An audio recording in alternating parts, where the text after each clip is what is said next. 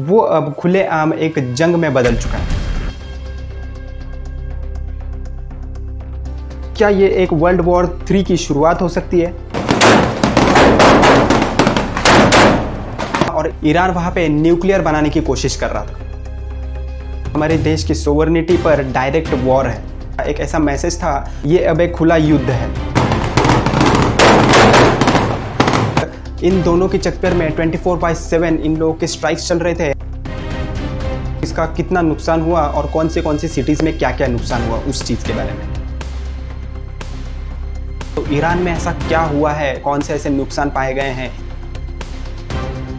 और इन दोनों देशों के बीच जो भी जंग चल रही है इसमें सिर्फ ये दो देश ही शामिल नहीं, इसमें और भी वर्ल्ड के काफ़ी सारे प्लेयर इसके अंदर शामिल हैं। जून 2025 पूरे वेस्ट एशिया के लोगों ने सांस लेना तक छोड़ दिया होगा। तो ऐसा क्यों, आइए जानते हैं इस वीडियो में और सारी बातें समझते हैं ईरान और इजराइल के इस कॉन्फ्लिक्ट के बारे में कि ऐसा क्या हुआ कि इन दोनों में ऐसी जंग छिड़ गई और ये वॉर का भी डिसीजन हो सकता है या फिर वॉर की तरफ रुख मोड़ सकता है। तो आइए जानते हैं इस वीडियो में। तो आपका स्वागत है रोहंता टॉक्स के इस नए चैनल पे। तो अगर आपको इस चीज़ के बारे में टोटल में जानना है तो वीडियो के एंड तक ज़रूर रहिएगा। तो चलिए इस नए वीडियो के नए सफ़र में करते हैं एक शुरुआत, जिसमें कि मैं आपको इस कॉन्फ्लिक्ट के बारे में बताने वाला हूँ। तो चलिए जानते हैं ईरान और इजराइल में जो कंट्रोवर्सीज चल रही थी, काफ़ी सालों से शैडो वॉर चल रहे थे, छुप के वार करना, अंडर कवर वार करना या फिर छोटे मोटे वार, इनके कई सालों से चल रहे हैं। प्रॉक्सी वॉर, साइबर अटैक्स और एक छुपी हुई डिप्लोमेसी, वो अब खुलेआम एक जंग में बदल चुका है। जहाँ पहले बातचीत थी अब वहाँ पे जंग छिड़ रही है, बॉम्ब गिर रहे हैं, और जहाँ पहले टेंशन की बात थी वहाँ पे मिसाइल्स चल रही हैं। असली जंग का रीज़न क्या था? क्या ये एक वर्ल्ड वॉर 3 की शुरुआत हो सकती है? कोई आम लोग जैसे कि हम और आपके जैसे लोग जिन पे कोई असर पड़ सकता है? तो आइए जानते हैं इसी टॉपिक के बारे में। तो चलिए जानते हैं कि क्या ट्रिगर हुआ उस मोमेंट पे कि इजराइल ने लिया एक बहुत बड़ा फैसला, जो कि था ऑपरेशन राइजिंग लॉयन। तो क्या था ये ऑपरेशन राइजिंग लॉयन? एक एयर स्ट्राइक की गई ईरान के न्यूक्लियर प्लांट पे, जो कि नतांज, फोर्डो और इस्फान जैसे सिटीज़ पे की गई, जहाँ पे कि एक न्यूक्लियर प्लांट था और ईरान वहाँ पे न्यूक्लियर बनाने की कोशिश कर रहा था। इसलिए इजराइल ने उन पे एयर स्ट्राइक कर दी। इजराइल ने कहा कि ईरान बस कुछ हफ्ते दूर है अपना न्यूक्लियर बनाने के लिए, एंड उसी जवाब में ईरान ने दिया कि ये अटैक हमारे देश की सोवरेनिटी पर डायरेक्ट वॉर है। फिर ईरान ने जवाब में लगभग 400 मिसाइल्स दागी तेल अवीवा और हैफा जैसी बड़ी बड़ी सिटीज़ में, और उसका इम्पैक्ट पिता, तिकवा और बैटियम जैसी सिटीज़ में हुआ, जहाँ पे कि बहुत सारे सिविलियंस को तकलीफ हुई। ये एक छोटी मोटी फायरिंग नहीं थी, ये ईरान की तरफ से इजराइल को एक ऐसा संदेश था, एक ऐसा मैसेज था, ये अब एक खुला युद्ध है। ये एक हाइब्रिड वॉर है जिसमें कि अलग अलग तरीके की टेक्नोलॉजीज यूज़ करी जा रही थी एक दूसरे के हमले के दौरान। और ये एक मिसाइल्स और ड्रोन्स का वॉरफेयर चल रहा था इन दोनों कंट्रीज़ के बीच में। एंड ईरान के शहीद ड्रोन्स और इजराइल के आयरन डोम, एक तरफ से स्ट्राइक और दूसरी तरफ से इंटरसेप्ट, इन दोनों के चक्कर में 24/7 इन लोगों के स्ट्राइक्स चल रहे थे। एंड उसके बाद सिविलियंस को जो तकलीफ हुई वो तो अलग ही बात है। और उसके बाद ईरानियंस ने किए कुछ साइबर अटैक्स, और ईरानियंस ने इजराइल के डिफेंस सिस्टम को हैक करने की कोशिश की और डिसेबल भी करने की कोशिश की।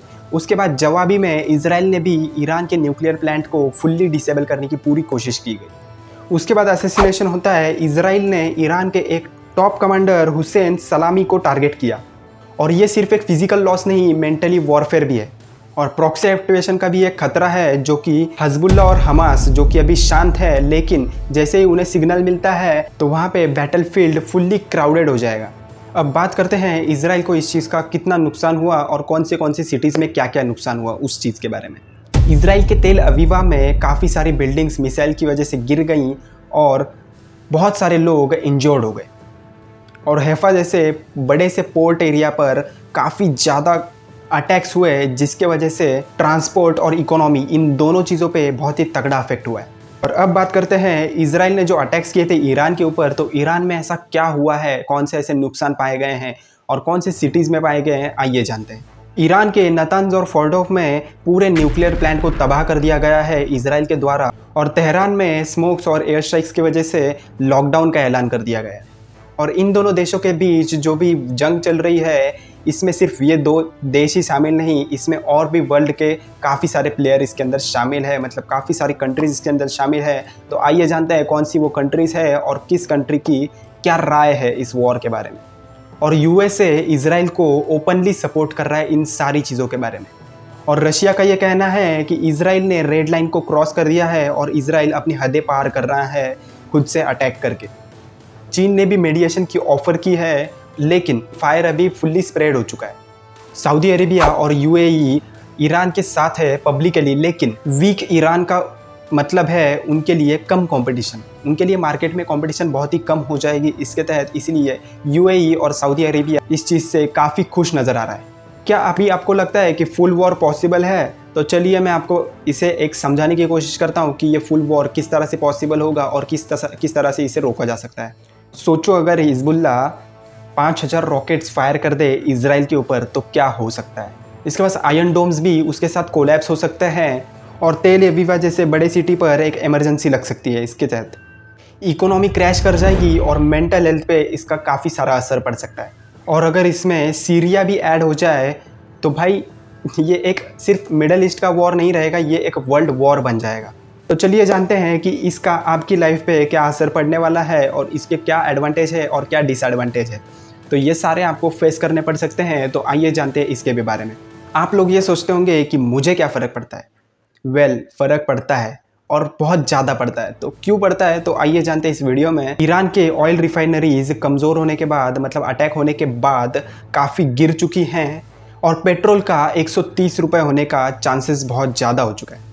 130 रुपये लीटर पेट्रोल, मतलब समझ रहे हो आप, प्राइस एकदम हाई पे जाने वाला है। और उसके बाद आता है cyber threats. Global banking systems और पावर ग्रिड्स पे एक साइबर अटैक्स भी हो सकते हैं और तुम्हारी नेट बैंकिंग जो है वो काफ़ी ज़्यादा वल्नरेबल बन सकती है। और अब बात करते हैं न्यूक्लियर रेस के बारे में। तो अगर ईरान ने न्यूक्लियर बना भी लिया तो सऊदी अरेबिया और टर्की जैसे देश भी न्यूक्लियर बनाने के बारे में सोच सकते हैं और इसका नतीजा ये होगा कि पूरे रीजन में न्यूक्लियर वेपन्स फैल सकते हैं। सब अगर न्यूक्लियर वेपन बना लेंगे तो क्या रहेगा इस वर्ल्ड में। तो आइए जानते हैं इसका क्या सोल्यूशन है, लेकिन आसान नहीं। तो आइए जानते हैं क्या सोल्यूशन है और क्या आसान नहीं है। कतार और ओमान जैसी कंट्रीज़ पीस मेकिंग की कोशिश कर रहे हैं इन दोनों कंट्रीज़ के बीच, और चाइना भी अपना मीडिएशन को ट्राई कर रहा है और काफ़ी ज़्यादा इन्फ्लुएंस भी कर रहा है और इसमें सीज़ फायर प्रपोजल भी आया हुआ है। बट अगर ईगो और न्यूक्लियर एम्बिशन हो तो ट्रस्ट बिल्ड करना ये सबसे मुश्किल काम हो जाता है ऐसे समय पर।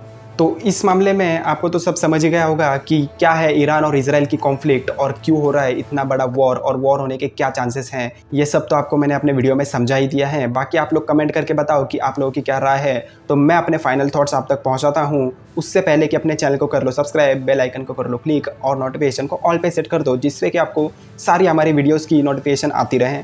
सो आपको मैं बताता हूँ अपने फाइनल थॉट्स। मैं यही कहना चाहूँगा कि अपने एसेंशियल्स को रेडी रखो, न्यूज़ को वेरीफाई करते रहो क्योंकि काफ़ी सारी फेक न्यूज़ मार्केट में आती रहती हैं। और उसके बाद अपने जो हाई अलर्ट्स है, अपने अलर्ट्स को सुनते रहो, आजू बाजू में अपने सिटी में क्या चल रहा है, सारी चीज़ों के बारे में जानते रहो।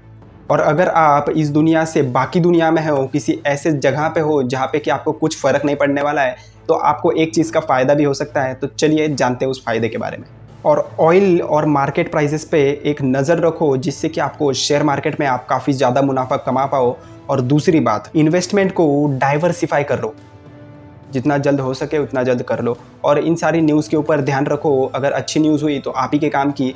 स्टॉक मार्केट पे आप हेवी पैसा कमा सकते हो अगर आप दूसरे देश से हो, और अगर आजू बाजू के देश में हो तो आपको समझदार रहने की ज़रूरत है, सावधान रहने की ज़रूरत है और आपके एरिया से अलर्ट रहने की भी। और ये सिर्फ एक वॉर नहीं, एक वार्निंग भी है। अगर बात करने जाओ तो बॉम्बिंग होती है और अगर बॉम्बिंग करने जाओ तो बात होती रहती है। तो इन सारी चीज़ों से बच के रहो। और अगर आपको मेरा वीडियो अच्छा लगा हो तो लाइक से सब्सक्राइब कर दो। सो जय हिंद, जय भारत।